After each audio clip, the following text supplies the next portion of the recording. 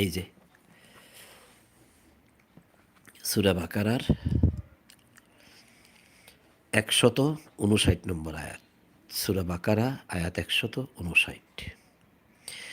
নিশ্চয়ই আল্লাহ বলতেছেন যে নিশ্চয়ই আমি যে স্পষ্ট নিদর্শন, যে সমস্ত স্পষ্ট নিদর্শন অর্থাৎ এই বাইয়িনাত ও হেদায়েত অবতীর্ণ করিয়াছি।